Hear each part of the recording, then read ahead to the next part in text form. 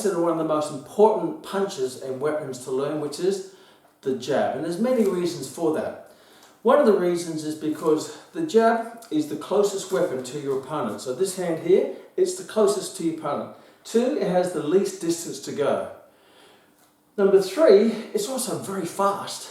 And lastly, number 4, it's very efficient. It means it doesn't take a lot of energy to throw it out there. So from a fighting point of view, you can just kick someone at a length by just poking them in the punch, poking them in the face with your jab. And I've seen many fighters win their championship with the jab, and I myself have won numerous championships just with my front hand because I had an injured backhand. I remember back in 2012 I won the World Cup and I couldn't throw this one at all, and I just used this one. So I was fought with one hand, but because I was quite good at the jab, I could still beat people who had two hands with my one.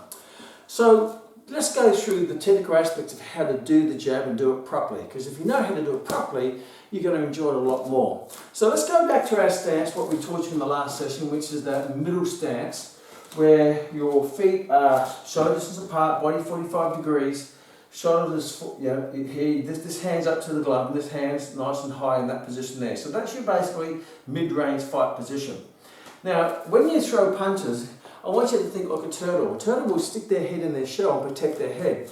So what I don't want you to do is stick your head out and get it chopped off or punched off. So bring your head into your chest and bury it into your shoulders without raising your shoulders. But just bring your head down. The reason for that is you want to protect your chin, because if you're going to get knocked out in a real fight, it's more likely you're going to be through the chin rather than glancing over the head, hitting your head on the top, particularly when you have a coconut head like myself. So keep your head in, and many times in fights I've just barred through them and I've done this, and they really couldn't, particularly I put a bit of Vaseline on my head, the punches skim off. No, don't do that at all. Means it's nice and safe and protected. So chin in, so when you punch, everything goes into your shoulders, comes up to your chin. So let's look at the jab. First thing when I teach someone a jab, I always teach them a vertical jab first, rather than rotating it over the top. The reason for that is when you're first learning, you don't do it properly, you're more likely to, when you rotate the fist, you rotate the shoulder as well. So there's 2 challenges for that. Number 1, it's slower, because it's a 2 movement, 1, 2, rather than just 1. Right? So therefore it's going to be slower. It's going to take longer to throw the punch. Number 2, from an injury point of view, if you're going to do this a long time and do lots of punches and repetitive training, the challenge with this is when you raise your shoulder up to what we call abduction and medial rotation or inward rotation, you're more likely to impinge a tendon in your shoulder called your supraspinatus, which is one of the rotator cuff muscles. And that impinges between 2 bony surfaces called your acromion process, that lump on top, and the head of the humerus, which is the top of the arm bone. This is called the humerus. So those 2 bony surfaces come closer together, and there's a tendon that runs in between that called your supraspinatus. Therefore, it's more likely for that tendon to be grinded between those 2 bony surfaces, causing wear and tear, inflammation, eventually tendonitis, and eventually tendinopathy, which is now a chronic condition. And the number 1 injury that people have in the shoulders is shoulder impingement, shoulder tendonitis, and tendinopathy. And I don't want to do that. You want to exercise while training the muscles, while protecting the joints and the tendons, the ligaments, and the cartilage, and all that deep stuff that people don't see. So to do that, you want to keep it in tight. The other reason is that if you're fighting someone, and I do this first, my elbow movement tells you that I'm throwing the jab, which will give you a pre-warning that I'm throwing the jab, therefore you're more likely to miss, rather than just hitting them without them even knowing that you're sure.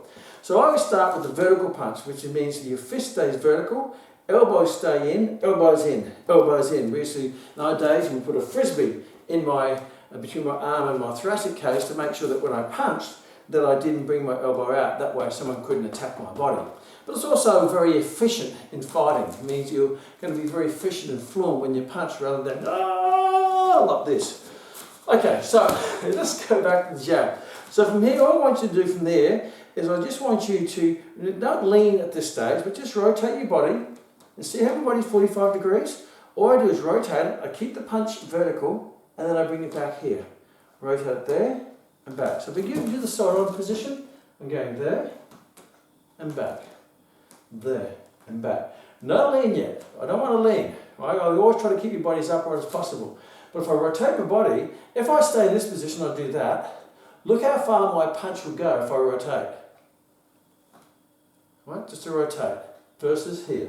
So I don't want you just punching with the arm, right? That's called an arm punch. It has no power, there's no weight behind it, there's no rotation. So a good punch will come from the toe. You push off the toe, right? As you push off the toe and you go bang, and you hit, and you come back to that good, safe position. So the jab to start with is just there and back. There, and this hand comes to your chin, this hand into your shoulder. Into your shoulder, that's not my shoulder, that's my ribs. Into my ribs, and I bury my chin into my front shoulder. My chin goes into my front shoulder here. So it's all protected on both sides. So from here, bah, there, bah, there, bah. It's a faster punch, and I use that one a lot in martial arts because one of the martial arts is about scoring points, not knocking your opponent out. So it doesn't matter how hard you hit them, whether it's soft or hard, you still get a point. So I use the faster techniques.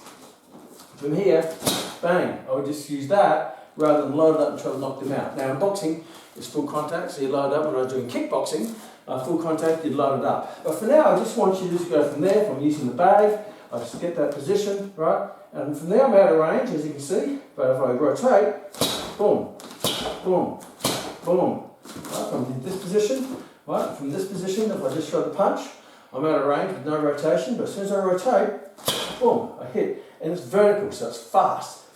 Boom, boom, boom. So my body goes from here, and you look at rotate, and my body creates a straight line, straight through there, and back.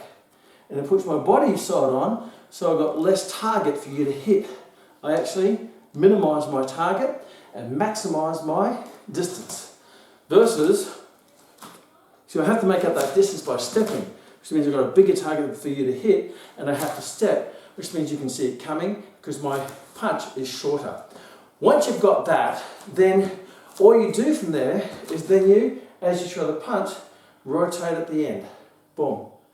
And back. And now your striking weapon is your two big knuckles, the big ones on the inside, right? Because if you hit with them, they're big and they're going to make a bigger penetration and impact.